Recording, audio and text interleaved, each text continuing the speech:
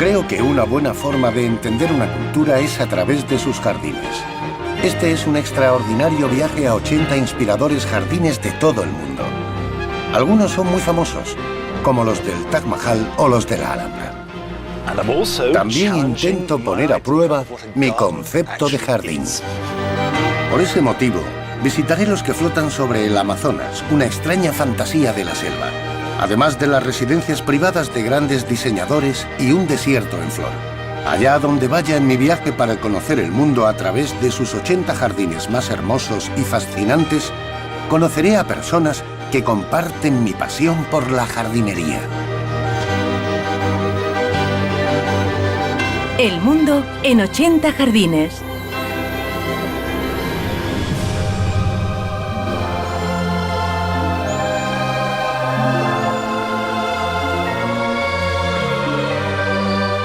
Esta semana viajaré a 2 países.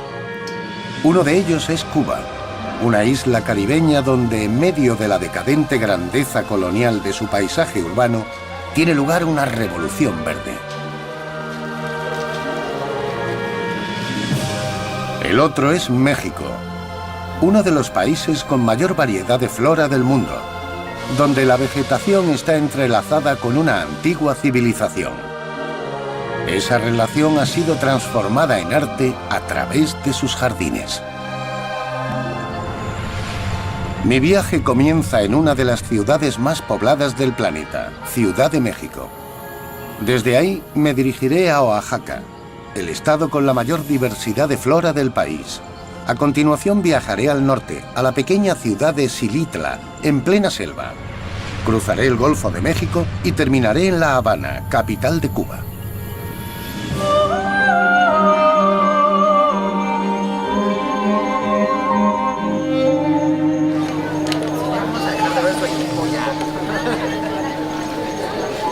Me encuentro en un cementerio, en medio de la noche. Aquí se lleva a cabo una vigilia como parte de las celebraciones del Día de Difuntos. En el Día de Difuntos, los cementerios y las casas se llenan de caléndulas naranjas. El color que, según los aztecas, más fácilmente reconocen los difuntos para guiar y dar la bienvenida a los que fallecieron. De ese modo, todos los familiares, vivos y muertos, se reúnen durante un día al año. Esta extraña fusión del catolicismo y rituales prehispánicos tiene sus raíces en una de las civilizaciones horticultoras más antiguas del mundo. Hace 500 años, la actual Ciudad de México era el epicentro de la civilización azteca. Los aztecas construyeron su enorme ciudad en un lago de agua salada. Pero mediante sofisticados sistemas de drenaje con los que extrajeron el agua salada y canalizaron el agua dulce, transformaron el paisaje. Incluso antes de la llegada de los aztecas, el pueblo de Xochimilco ya construía islas o jardines flotantes que se convirtieron en uno de los métodos de cultivo más productivos de la historia de la humanidad y en jardines de floración perenne.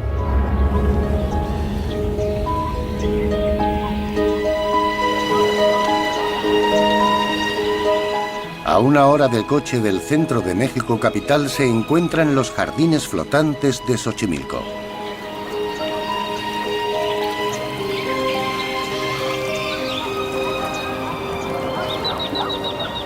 La primera vez que oí hablar de ellos fue hace unos 15 años. Vine a México con la intención de verlos, pero no lo conseguí. Así que llevo mucho tiempo con ganas de visitarlos. En parte porque la idea de que los españoles descubrieran unos jardines flotantes creados para la agricultura y la jardinería por una civilización asombrosa me parece muy interesante. Pero también porque creo que conocer estos antiguos jardines y la historia de este lugar es el modo más apropiado de empezar este viaje. Los jardines flotantes originales tienen al menos 2000 años de antigüedad, y en el apogeo del Imperio Azteca había unos 200 kilómetros cuadrados destinados a la producción. Se convirtieron en el centro agrícola de la gran civilización azteca de Tenochtitlán, una ciudad con más de 200.000 habitantes, en la época la urbe más grande del mundo. Se les denomina jardines flotantes, pero no flotan, ya que sus raíces llegan hasta el fondo del lago. Están dispuestos en capas de vegetación y cieno como una tarta singular. Están fijados por unos revestimientos a los lados, pero principalmente por los árboles del borde, cuyas raíces llegan hasta el fondo del lago y sujetan la estructura como si fuera una cesta. La arboleda crea una especie de microclima. Pero pensar en estos jardines a una escala de cientos de kilómetros cuadrados, todo hecho a mano, sobrepasa la imaginación.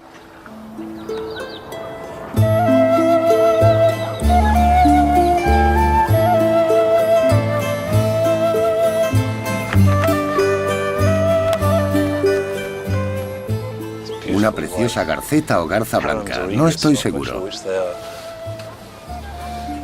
Monta guardia en la orilla.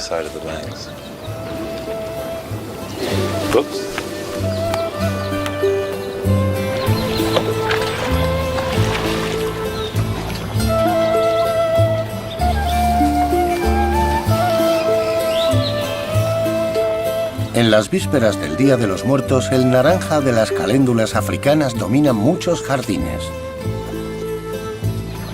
La mayoría de los jardines flotantes de las chinampas se siguen cultivando mediante métodos tradicionales. El doctor Ewin Stefan Otto es el director de un parque ecológico cuyo objetivo es preservar este sistema único y amenazado. Tenemos unos 14 kilómetros cuadrados de chinampas. Son bastante pequeñas. Exacto. Hay miles. Miles. ¿Estos canales que vemos son restos del lago? Sí. Y en 1850, unos 70.000 barcos los surcaban cada día hasta el centro de la ciudad, con productos de la zona de Xochimilco.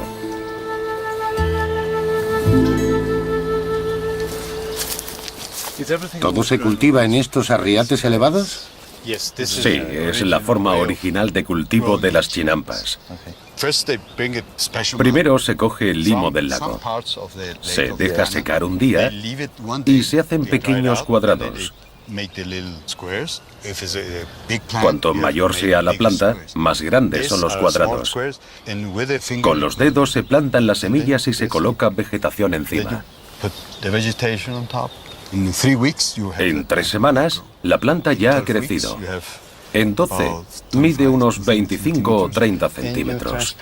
Entonces se trasplantan a otros arriates llamados almácigos, con capacidad para unos 18.000 plantones.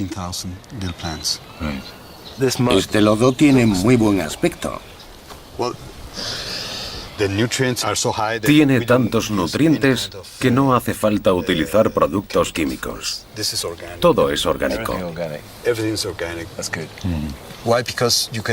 Podemos recolectar unas 6 veces al año. Las chinampas siempre están húmedas gracias a la ósmosis. Si llueve, bien. Si no, toman lo que necesitan del lago. Fantástico.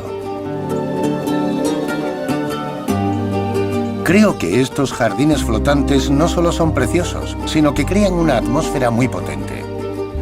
Hay una especie de energía psíquica almacenada en este lugar, como si fuera una batería. Emana de los 1000 o 2000 años en los que la gente ha trabajado estas tierras del mismo modo siglo tras siglo. Es algo muy poderoso. Y todo ello forma parte de mi forma de entender no solo la antigua civilización azteca, sino también la moderna cultura mexicana que coexiste con ella. Ciudad de México es una vasta expansión urbana habitada por unos 20 millones de personas. Un lugar caótico y contaminado lleno de color y energía. Los jardines flotantes fueron esenciales para la vieja ciudad, pero actualmente México es una metrópolis enorme, difícil de controlar, ruidosa y, al parecer, desordenada. Uno de los grandes arquitectos del siglo XX vivió en medio de todo esto. Su nombre era Luis Barragán y creó viviendas y jardines que reflejan el verdadero espíritu de México. Por ese motivo, me dirijo a su casa. Luis Barragán era reconocido como uno de los arquitectos más influyentes del siglo XX, pero es menos famoso por sus modernos jardines, arraigados en la cultura mexicana. En mi opinión, sus jardines son tan significativos que durante mi estancia en México voy a visitar 3 de ellos.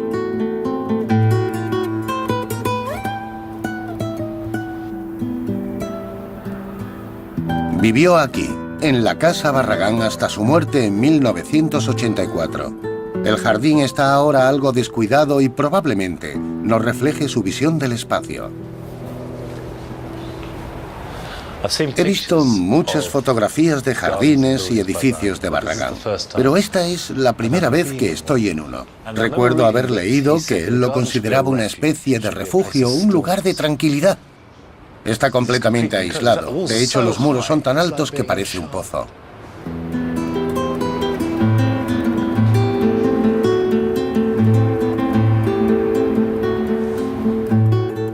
La azotea es toda una revelación, llena de colores llamativos, luces y sombras. Para averiguar un poco más sobre Barragán, me he reunido con Mariusz Hetman, arquitecto paisajista y amigo personal de Barragán durante más de 20 años. Existe un debate y se han celebrado muchos seminarios sobre Barragán como arquitecto paisajista. No trabajaba con planos, lo cual no tiene sentido porque todo se basaba en el cielo, en la luz, en la idea de conectar el cielo con la horizontal, con el suelo. Eso es el paisajismo. Sin tener en cuenta el factor humano. Así es, el factor humano. Es necesario. Por supuesto. Por eso el paisajismo y la jardinería son un arte. Es la más humana de todas las artes, porque la habitamos. No es un cuadro. No es una escultura. Es algo que nos rodea.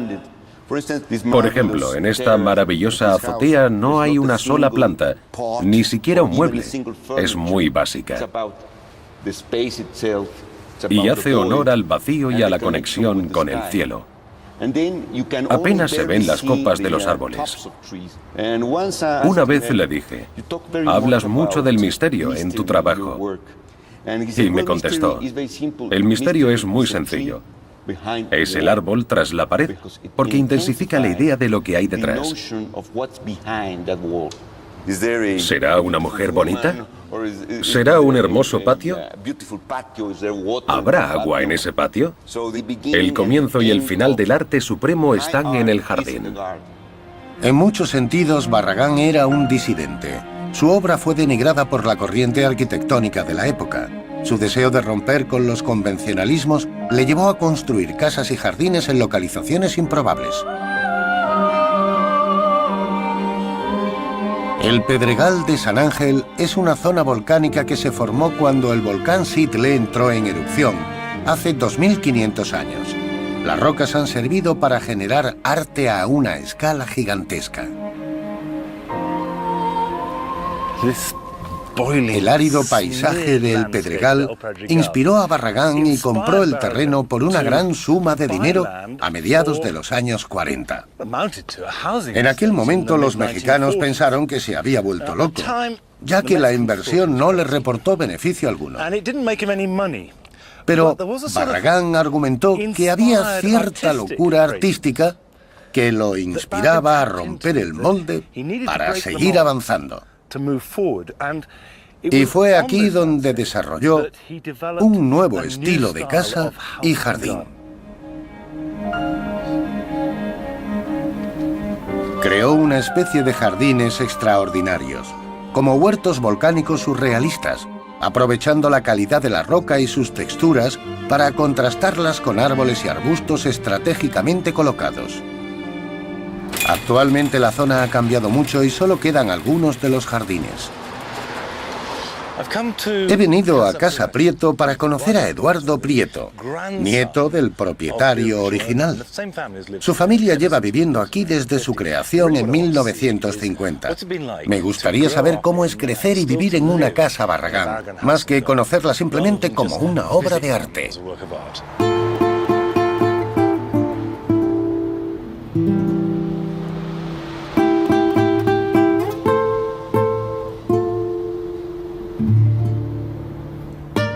Barragán tardó 2 años y medio en construir Casa Prieto.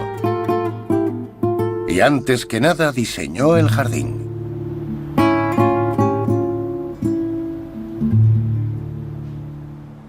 ¿Es una casa funcional? Para mí sí, porque estoy acostumbrado a ella. Pero no sé si su magnitud es algo que mucha gente pudiera tolerar. La casa en sí tiene una distribución muy abierta, con ventanas gigantescas. Uno no sabe dónde termina la casa y empieza el jardín. Imagino que fue toda una revolución. Cuando fue construida debió ser innovadora. Fue diseñada para la vida de la ciudad, pero también incorpora muchas tradiciones mexicanas en sus proporciones y cómo se vive en ella. Tiene una construcción muy sólida, pero está abierta al jardín. Invita a vivir en el campo.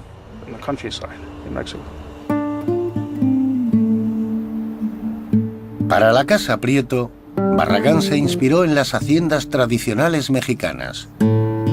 Vasijas rurales, esculturas y su obsesión por los caballos están integrados en la arquitectura y el paisaje. Al otro lado de la ciudad se encuentra el tercer Jardín Barragán, que voy a visitar, donde siguió desarrollando su estilo y combinando grandes volúmenes de color, luz y sombra con motivos mexicanos.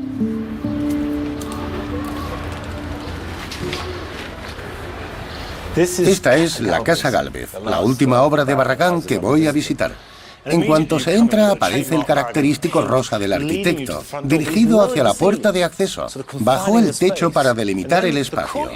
El patio está lleno de vasijas y colores, pero resulta bastante formal con sus grandes muros. Supongo que en verano esta higuera da mucha sombra. Al doblar la esquina, todo se transforma. El blanco se convierte en rosa para dar paso a una estancia privada. Esta pared es genial. Obviamente, está aquí para impedir el acceso a la ventana. De esa forma, el estanque y el entorno rosa están diseñados para ser vistos desde dentro.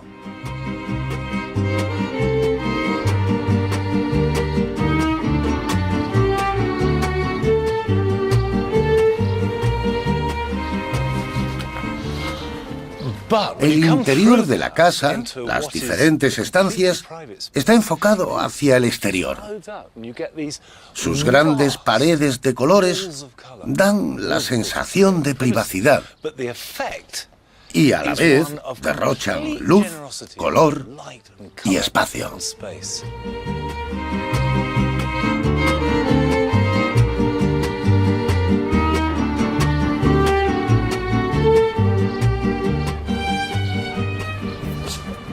Este jardín de la Casa Gálvez reúne todos los elementos de la obra de Barragán en un entorno doméstico.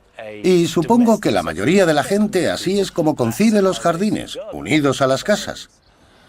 Pero eso no hace que cambie mi opinión sobre la síntesis de su obra. Su esencia se encuentra en la Casa Barragán. En este sitio, en esta azotea que rebosa luz, volúmenes y color, en su forma más pura.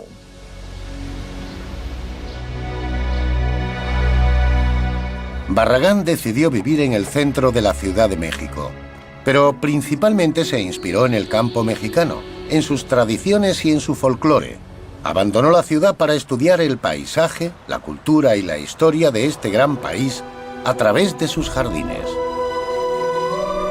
Me dirijo al sur, a Oaxaca, antiguo hogar de los zapotecas y los mixtecos, donde se hablan 157 lenguas indígenas y hay más de 1000 especies de plantas autóctonas. El paisaje está dominado por los largos tallos de los cactus que forman parte integral de la cultura local.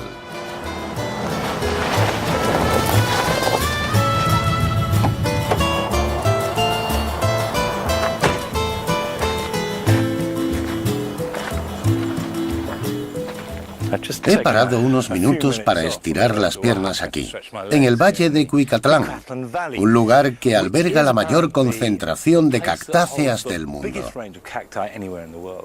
Están por todas partes, grandes y pequeños. Es un paisaje verdaderamente surrealista. Precioso.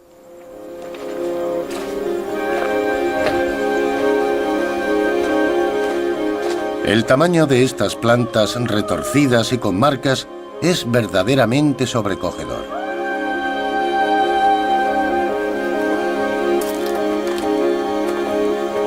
Pero tengo que continuar mi camino hacia las magníficas ruinas de Monte Albán. Un yacimiento asombroso. Esta era la capital zapoteca entre el 200 y el 900 después de Cristo.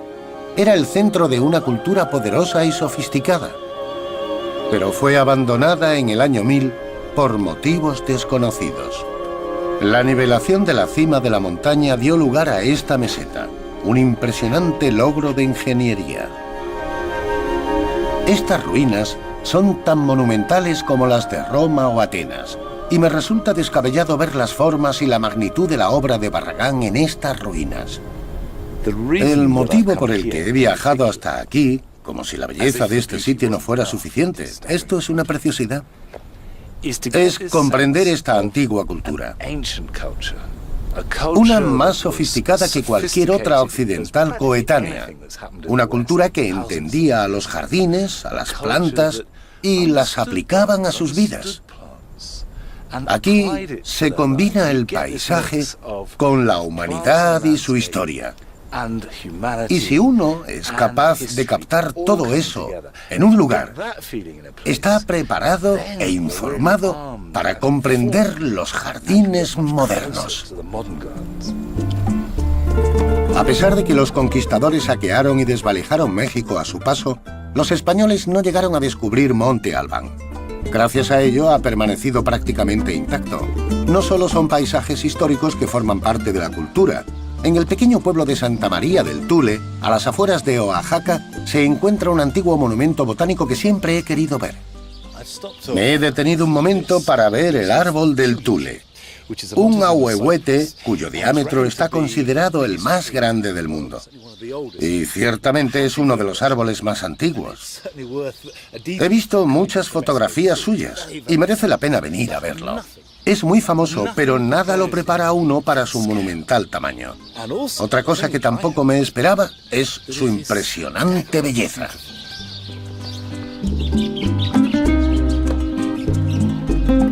Es colosal. Mide 45 metros de altura y tiene una circunferencia de 57 metros. Harían falta 30 personas cogidas de la mano para rodearlo. También es muy antiguo, se piensa que tiene al menos 1500 años.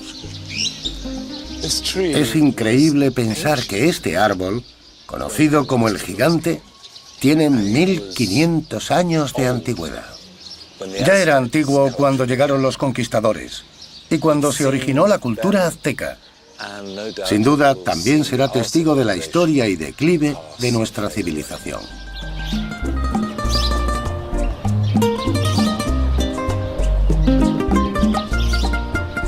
El árbol del Tule, eclipsando a la iglesia de Santa María, es una de las maravillas del mundo. Los conquistadores no solo introdujeron el estilo colonial en la arquitectura de Oaxaca, sino que trajeron con ellos algo que afectaría mucho más a estos pueblos, su religión. Poco después de que los conquistadores se hicieran con el control, llegaron los sacerdotes cristianos y empezaron a ejercer su poder convirtiendo a los nativos a su fe e imponiéndola mediante la construcción de iglesias, algunas de ellas gigantescas, como esta de aquí. La iglesia de Santo Domingo es uno de los mejores ejemplos de arquitectura barroca de Latinoamérica. Su magnificencia es abrumadora.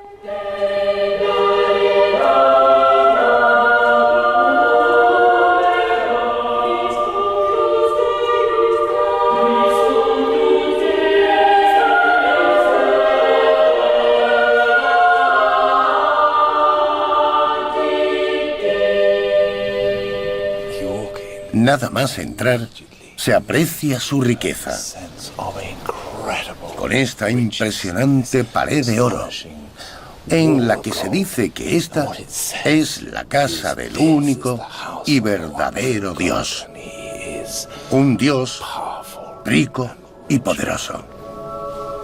Parece que la muerte por sacrificio entroncó con la dualidad de la cultura indígena, en la que la vida y la muerte estaban representadas en todas partes.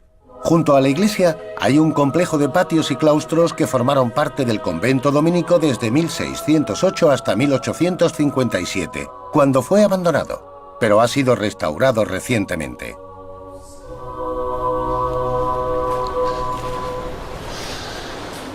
El edificio es precioso. A pesar de su grandeza, el motivo de mi visita es el jardín. Cuando restauraron el convento a comienzos de la década de los 90, decidieron renovar también el jardín. Hay muchas pruebas arqueológicas que lo demuestran. Aunque más que recrear uno monástico, lo que hicieron fue crear un moderno jardín botánico utilizando plantas de la región de Oaxaca.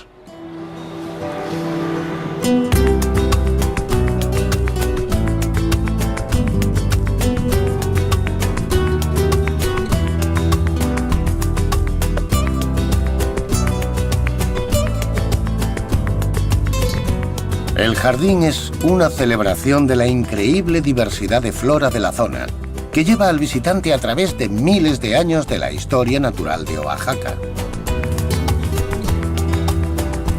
Pero es más que una simple colección de plantas. También está hermosamente distribuido y diseñado, muy diferente a la mayoría de los jardines botánicos.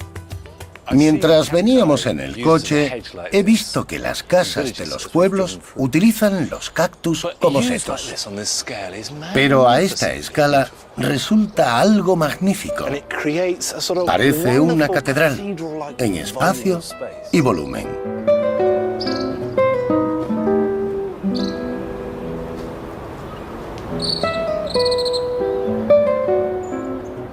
Hay algo que me fastidia y casi me molesta. Es la sensación de estar recorriendo una galería de arte más que un jardín. Para ser sincero, me parece algo frío. El hecho de que me recuerde a una galería más que a un jardín se debe en parte a que fue diseñado por un pintor llamado Luis Zárate. Este fue su primer jardín. Me interesa saber cómo has creado una obra de arte relacionada con los problemas que supone diseñar un jardín que crece y cambia. Lo primero que hice yo es justamente no considerarme un artista, para tener la necesidad, digamos, de poner en evidencia la belleza intrínseca de las plantas y del sitio. Lo que me interesa comunicar no solo son los contenidos botánicos, que son muy fuertes. Traté de comunicarme de manera poética con la gente. Entonces, de que las arquitecturas, la disposición de las plantas tenga algún sentido poético. El desafío artístico no fue lo único a lo que tuvo que hacer frente Luis. El gobierno del estado quería concesionarlo hacia un hotel, y lo que es hoy el Jardín Botánico iba a ser un estacionamiento de vehículos. Y donde paralelamente empezamos los pintores de Oaxaca a imaginar qué se podía hacer, a pelear, digamos, contra el gobierno para que no se hiciera un estacionamiento para automóviles. Segundo, porque finalmente el Jardín Botánico, como el rescate de Santo Domingo, es un logro ciudadano, y en Oaxaca hay una forma que se llama trabajo en tequio. El tequio es el trabajo para la comunidad. Tienes que dar algo gratuito para tu comunidad.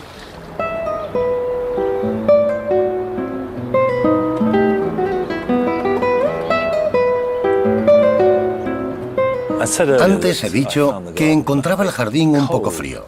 Es bonito, pero no consigo relacionarme con él. Ahora me doy cuenta de que estaba totalmente equivocado y de que rebosa humanidad. Me ha conmovido la forma en que la gente reaccionó a la brutalidad corporativa para crear un jardín público en el que se apreciara su cultura, su historia y, de hecho, su futuro.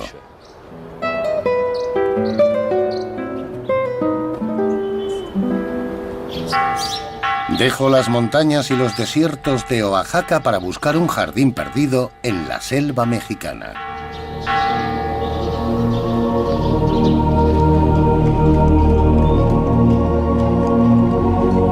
Xilitla se encuentra al norte de Ciudad de México. Se trata de una ciudad de montaña, rodeada de selva. Un lugar extraño, pero no tanto como el jardín que aquí creó un extranjero como yo.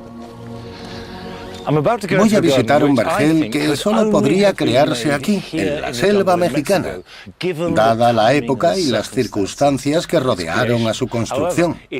No obstante, su creador fue un inglés bastante excéntrico.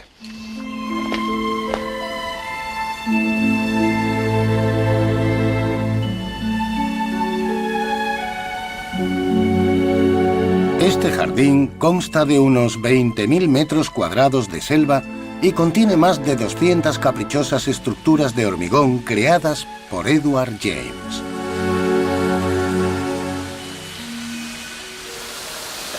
Edward James llegó a México en 1947.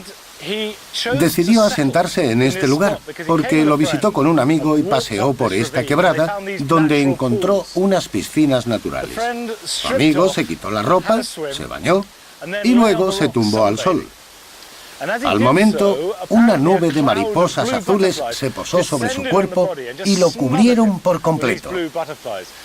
Edward James pensó que era una imagen tan surrealista que lo consideró una señal de que debía crear un jardín aquí. James nació rodeado de riquezas. Su familia era propietaria de la gigantesca finca West Dean, en Sussex. No obstante, James se hizo un nombre y ganó su propia fortuna en las décadas de 1920 y 1930, cuando empezó a coleccionar arte surrealista. Los planes originales para las pozas eran, al parecer, mucho más modestos, al menos según el estándar de un multimillonario excéntrico, una especie de zoológico privado más que una fantasía de la selva. Trajo un cargamento de animales enjaulados a Xilitla. En 1960, James empezó a hablar de crear extraordinarias construcciones irreales. Decidió construirlas porque, según decía, le gustaba ver cosas bonitas. Aunque empezó siendo algo casual, en su subconsciente algo empezó a tomar forma, hasta convertirse en una obsesión: estar en medio de la selva. Es algo extraordinario de ver. No es racional, pero ¿es hermoso? ¿Y necesita serlo? No lo sé. Este lugar sumerge al visitante en un mar de irracionalidad e inconsciencia. Hay que dejarse llevar.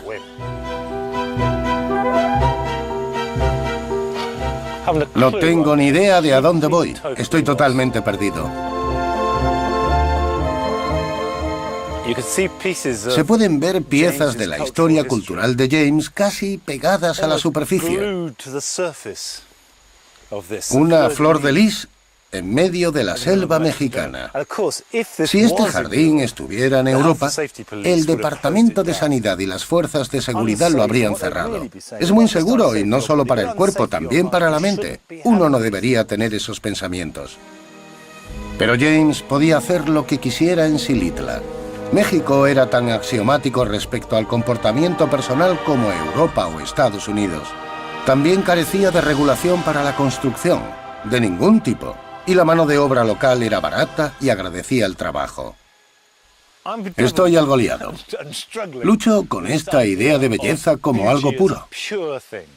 Este lugar es un caos, en cierto sentido, y mezcla cosas horribles con cosas preciosas. Por ejemplo, eso.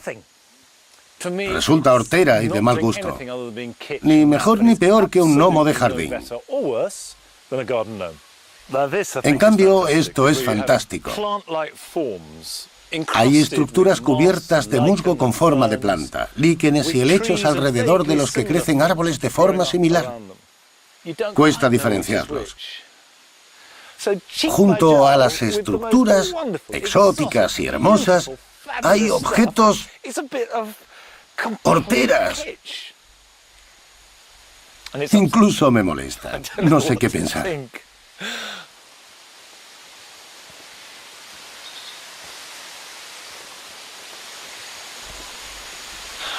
Está el hecho de que puede que sea un anticuado al que solo le gustan las cosas tradicionales y que encuentre demasiado perturbador cualquier aspecto surrealista del jardín. Lo reconozco, me desconcierta un poco.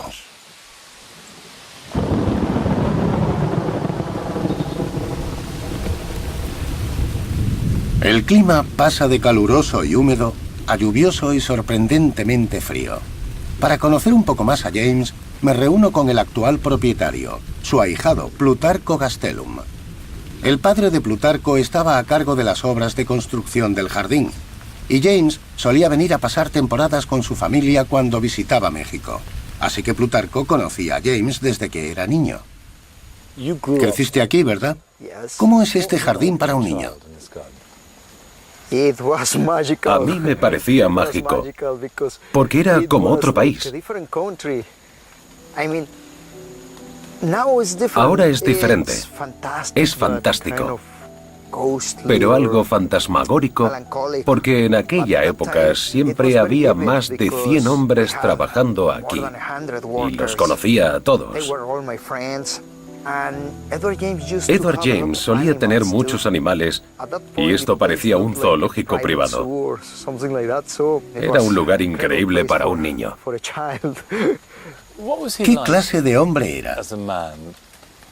¿Qué recuerdas de él? Tengo una percepción diferente a otros. Para mis hermanas y para mí, era nuestro Santa Claus privado. Su relación con mi padre era más complicada, porque estaba a cargo de todos los aspectos mundanos de una obra como esta. Tenía que pagar facturas y llevar los archivos al día. Era una persona difícil. Nunca tenía horarios, ni siquiera para comer o dormir. Vivía ajeno a las rutinas de la vida diaria.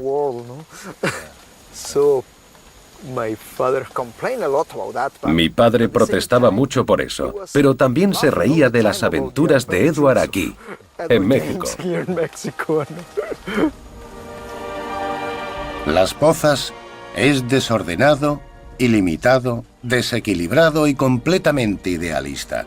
Y su futuro es incierto. Plutarco me ha dicho que unas 50 personas trabajan para él y que su única misión es contener a la selva. Puede que James diera rienda suelta a sus excentricidades porque sabía que la selva acabaría devorándolas, como ha hecho con las ciudades aztecas perdidas.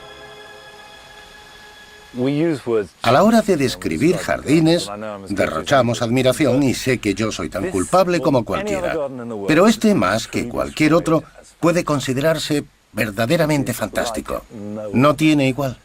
Aún así, a medida que paseo por él, me siento como un lord del siglo XVIII que recorre Europa y compra cosas extraordinarias para dar rienda suelta a sus excentricidades en un parque con capillas en ruinas, templos, ríos canalizados y pueblos abandonados.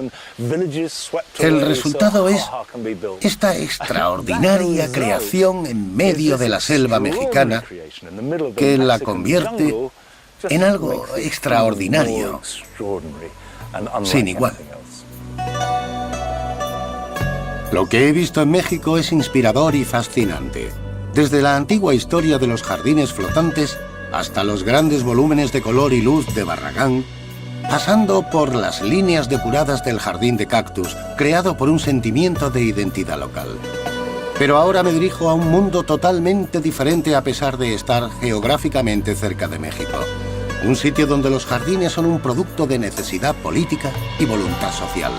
Mi búsqueda me lleva a la isla más grande del Caribe. Cuba se encuentra a solo 225 kilómetros al este de México. Y me dirijo a su capital, La Habana. Llevo años queriendo visitar La Habana. No tardo mucho en darme cuenta de que es el lugar más hermoso, ruinoso y atractivo de la Tierra. He descubierto que una revolución orgánica se está extendiendo por todo el país y que podría convertirse en modelo para un mundo sin petróleo y posterior al cambio climático. Aproximadamente una quinta parte de la población cubana vive en La Habana. Es una ciudad muy seductora y excitante que padece décadas de abandono. Es una urbe preciosa que no ha sufrido lo que yo llamo un lifting, sino que ofrece la maravillosa imagen de una mujer de 70 años con la belleza acumulada de toda una vida. A medida que uno recorre la ciudad, tiene la sensación de que se ha parado el tiempo. La mayoría de los vehículos son anteriores a 1959. Están bien conservados, lo que añade mucho encanto a la ciudad. Pero entre los decrépitos edificios del casco antiguo se produce una extraña combinación de deterioro y crecimiento.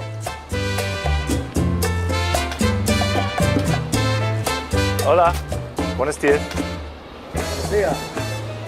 Este podría parecer un lugar extraño para un jardín, pero en realidad es muy interesante porque es típico de Cuba.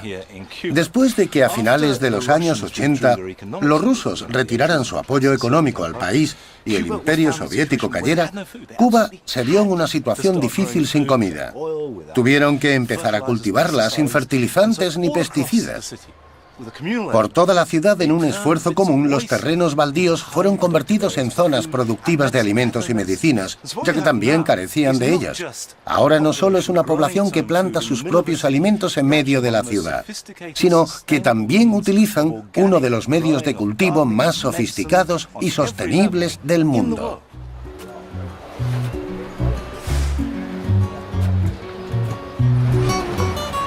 Justo en medio de la decadente grandeza colonial, tiene lugar una revolución verde en forma de pequeños jardines productivos llamados huertas. Son el equivalente a nuestros huertos, pero plantados sobre escombros y constituyen la base de una nueva cultura hortícola que arrasa en la ciudad.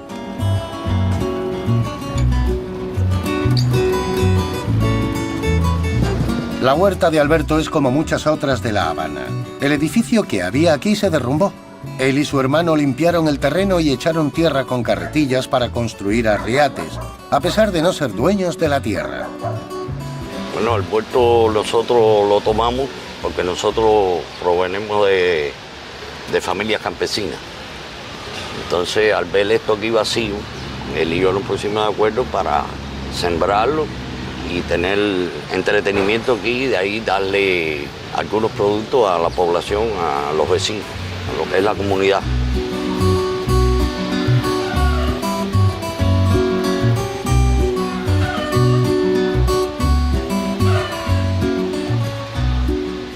Cuando empezó el nuevo periodo, ¿cambió vuestra forma de cultivar? Bueno, yo tuve que estar más o menos inventando porque, bueno, el clima aquí cambia mucho. Nosotros tratamos de sembrar los productos que más rápido pudiera lograrse para que la población, bueno, pudieran, lo que es la comunidad, pudiera...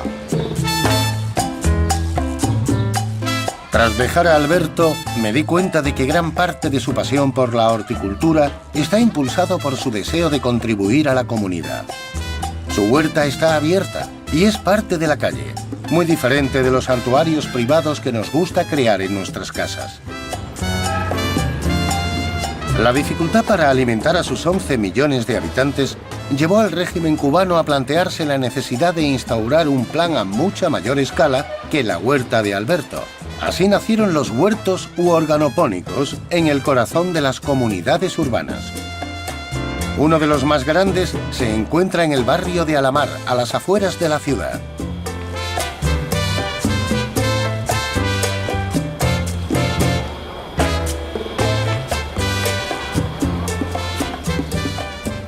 Para mí es una especie de visión del cielo. Maravillosas verduras cultivadas orgánicamente. Es precioso. La gente trabaja unida para la comunidad, produciéndolas y consumiéndolas, preocupándose por ellas. Y esa es la clave. Si se quiere conseguir algo, hay que proponérselo. Y esta gente está muy dispuesta. Puede que muchos piensen que esto no es un jardín, pero no hay nada que se haga aquí que no se haga en cualquier otro jardín o huerto, solo que se ha adaptado a una necesidad social. Es la inventiva del pueblo cubano la que hace que funcione la Revolución Verde, en la que tanto ingenieros como burócratas vuelven a trabajar la tierra. El doctor Funes es ingeniero agrónomo y una figura clave de la Revolución Verde cubana, y ha accedido a presentarme a algunas de estas personas. Emilio, ¿cómo estás? ¿Qué tal? Monty Don de la BBC. Emilio está a cargo del control de plagas. ¿Qué utilizáis? Humus líquido y también humo. ¿Humo líquido? Sí, para controlar las plagas. Control natural de plagas.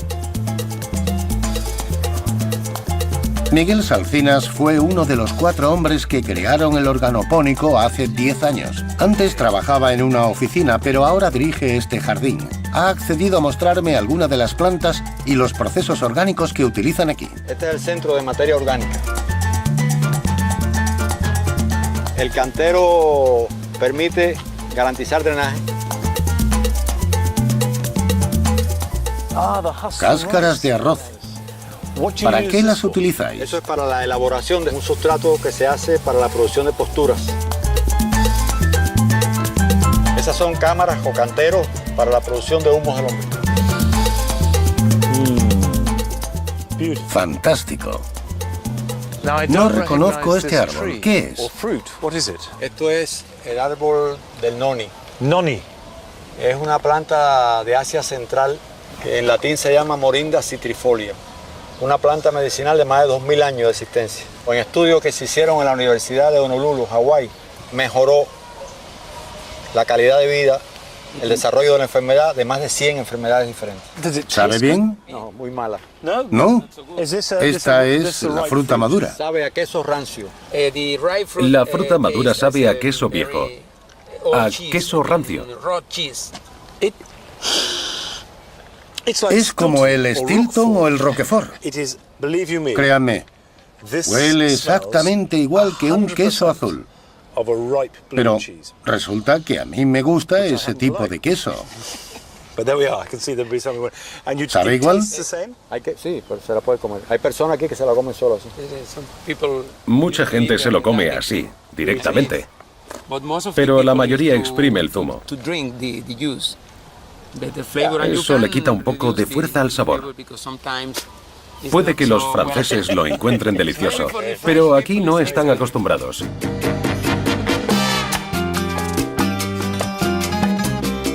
Uno de los aspectos más fascinantes de Alamar es que está destinado a la gente de la ciudad. Está dirigido por gente local y eso supone grandes beneficios sociales. Sin duda. Esto ha tenido un gran impacto social, ¿no? Creación de empleo, con relativa poca inversión. Entonces, en lo espiritual, es una ciudad más bella. Y muchos jóvenes tenían una idea de la agricultura un poco peyorativa. Hoy las personas que se están acercando a nosotros para trabajar, casi todos son jóvenes. Cuando se está produciendo un éxodo en otros países del campo a la ciudad. Por el contrario, en otros países se produce un éxodo del campo a la ciudad. Aquí al revés, de la ciudad al campo.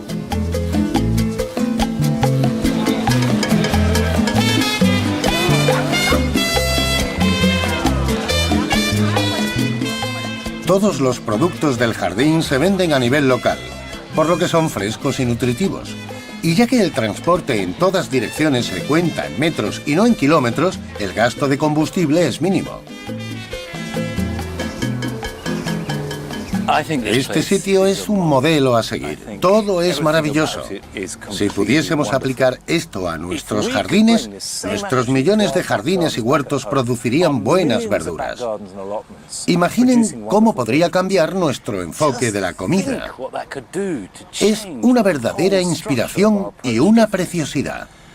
Vale, no estoy siendo imparcial, pero es un jardín fabuloso.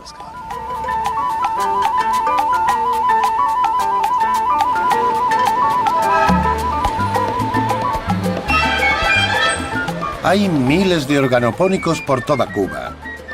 En La Habana pueden encontrarse en los lugares más inesperados, justo en el corazón de las diferentes comunidades.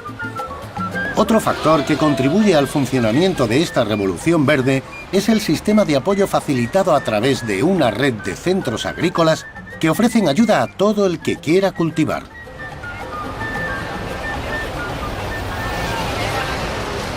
Este es uno de los 60 kioscos repartidos por toda La Habana. Su objetivo es informar y aconsejar a la gente, ayudarla a cultivar sus propios alimentos en jardines por toda la ciudad. La gente viene, consulta sus problemas y compra semillas y fertilizantes orgánicos. Esta red de información y sistema de apoyo sostiene toda la operación.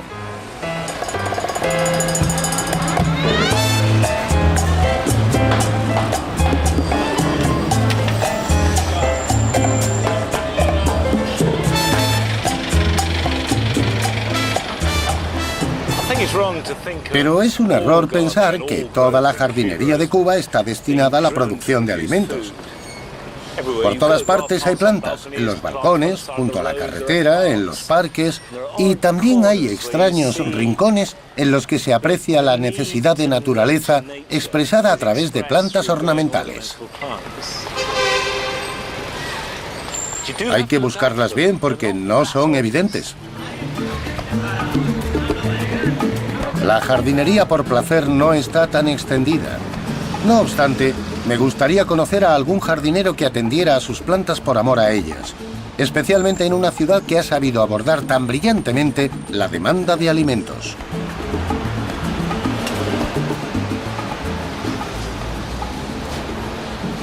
Un lugar inesperado. Una masa verde en las ruinas de un edificio. Es curioso, pero me recuerda al jardín de Edward James. Obviamente alguien se ha tomado muchas molestias.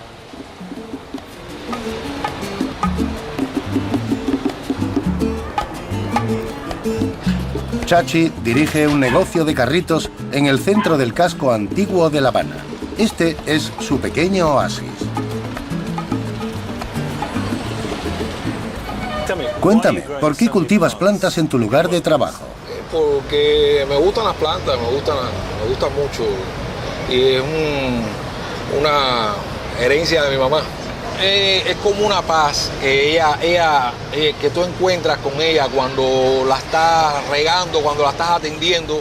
No sé, ese color de ella, ese que te entretiene, tu mente, no sé.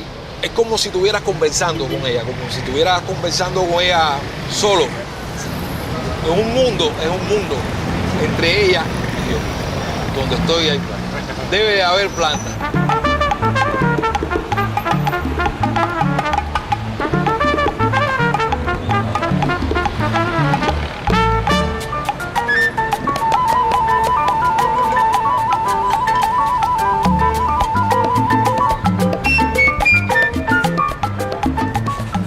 Este es el último jardín que visito. Pertenece a una mujer llamada María de los Ángeles.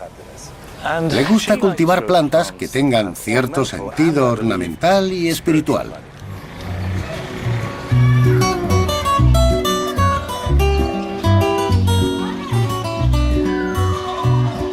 Lo primero que observo en el jardín de María, además de las flores, es que tiene una sorprendente variedad de macetas.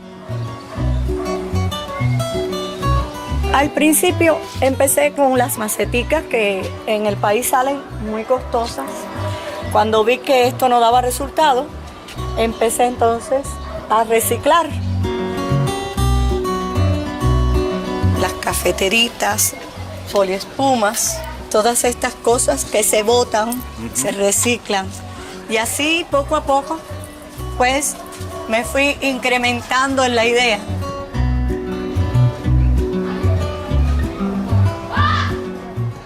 Este es el primer jardín de La Habana que visito en el que no predominan los vegetales comestibles. ¿A qué se debe?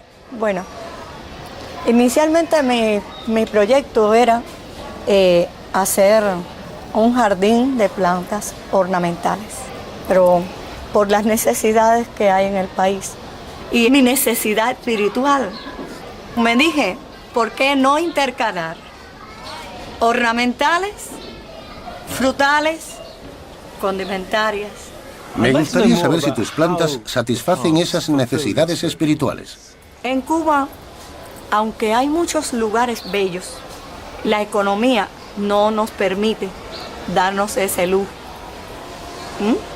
Entonces estamos buscando nuestro propio mundo, creándolo en este lugar, para no tener necesidad de económicamente ir a utilizar un dinero, sino que aquí mismo sentirnos a gusto, acogedor. Y entre ellos, pues la planta también me transmite energía cuando tengo contacto con ella. Cuando veo que la planta necesita su poco de agua, porque ella me avisa, me habla. Ella me dice cuando le hace falta el alimento. Todas estas cosas me van dando aliento de vida, deseos de vivir, importante a mí y a mi familia. A pesar de que el Jardín de María satisface sus necesidades espirituales, sigue habiendo plantas que recuerdan la crisis a la que Cuba hace frente a diario. Tú ves este plantón de banano que se ha sembrado aquí para la familia, para la alimentación, donde nos ha sacado de muchos apuros, momentos difíciles, económicos, situaciones en el país de periodo especial. Y nos ha acogido en momentos muy, muy difíciles y nos ha servido de alimento para los pequeñines, para nosotros y demás.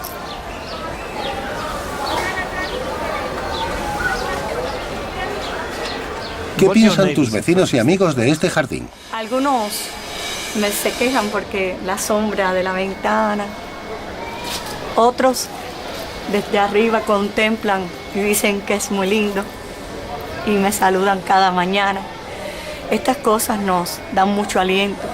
En nuestro país ha habido un despertar a esta cultura, a las plantas, a los jardines, a la importancia que tienen para el medio ambiente, para el cuidado de nosotros, de la salud nuestra, como también terapia ocupacional. El Jardín de María es muy interesante porque se trata de una excepción a la regla de La Habana. Pero creo que los cubanos han creado un modelo de trabajo para un futuro al que todos nos enfrentamos.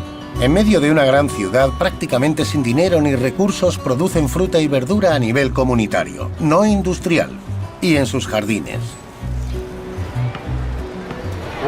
Con verdadera pena me marcho de La Habana, el lugar más atractivo en el que jamás he estado. La he visitado en un momento de cambio y estoy seguro de que podría suceder cualquier cosa. Los jardines podrían ser más como el de María, convencionales, hermosos, pero algo occidentalizados, o podríamos aprender de las cosas tan extraordinarias que han logrado en los últimos 15 años, desarrollando un sistema mediante el cual nuestros jardines nos alimentasen de un modo sostenible. Pero sé que volveré, tan pronto como me sea posible, para ver cómo se producen esos cambios.